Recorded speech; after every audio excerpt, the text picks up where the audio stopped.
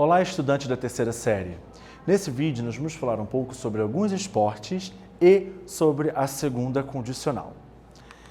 Nesse primeiro slide, nós temos aqui os esportes. Alguns exemplos são eles, observem a pronúncia: skydiving, scuba diving, basketball, soccer, snowboarding and volleyball. Mais uma vez, para que vocês possam checar a pronúncia: skydiving, scuba diving, basketball, soccer, snowboarding and volleyball. Ok?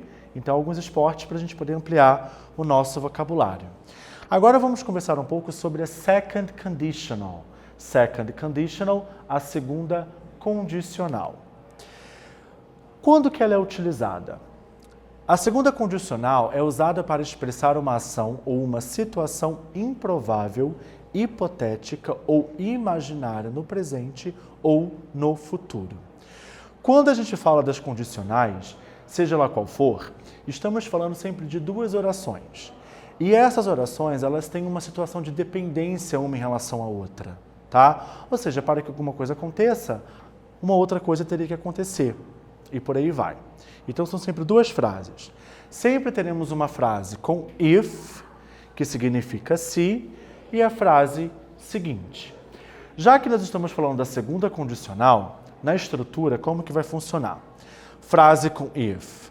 O verbo, ele virá sempre no passado, e a frase seguinte, ela sempre será conjugada com would.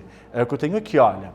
If, no passado, a frase com if, verbo no passado, e a frase seguinte a gente conjuga com would. O que é esse would? Em português, o would ele equivale justamente ao futuro do pretérito. Ou seja, qualquer verbo que você colocar aqui junto dele, você vai conjugar no futuro do pretérito, que no português equivale ao iria. Por exemplo, would like, gostaria. Would prefer, preferiria. Would buy, compraria. Aquela ideia de condição, tá? Veja esse exemplo aqui, ó. If I won the lottery, I would buy a yacht. Se eu ganhasse na loteria, eu compraria um iate. Eu posso comprar um iate? Eu vou comprar? Não. Por quê? Para que eu comprasse, outra coisa teria que acontecer. Aí que está rolando essa ideia de dependência. Eu teria que ter ganhado na loteria. Não aconteceu. Tá? Então aqui eu estou falando de uma ideia hipotética, de uma situação imaginária, que não vai acontecer porque depende de uma outra ali, tá bom? Vejamos mais exemplos aqui, olha só. If I had more money, I would buy a new car. Se eu tivesse mais dinheiro, eu compraria um novo carro. Eu vou comprar um novo carro? Não, porque eu não tenho mais dinheiro para poder fazer isso. Então, a ideia de independência ali, ó. Como aqui eu tenho a frase com if, verbo no passado, had, né? Ele é um verbo irregular, ele é o passado do verbo have. E a outra frase com would, I would buy, eu compraria, tá bom? Segundo exemplo, if Carol were taller, she'd play basketball. Tenho duas coisas importantes para falar aqui nessa frase. Se a Carol fosse mais alta, ela jogaria basquete. Primeira coisa, verbo to be. No passado tem duas formas, was e were. I, he, she, it was. You, we, they were. Ok? Sempre quando for na condicional, pessoal, é mais comum de se utilizar o were para todas as pessoas. Então, independente se for he, she, ou it ou I, usa-se o were, beleza?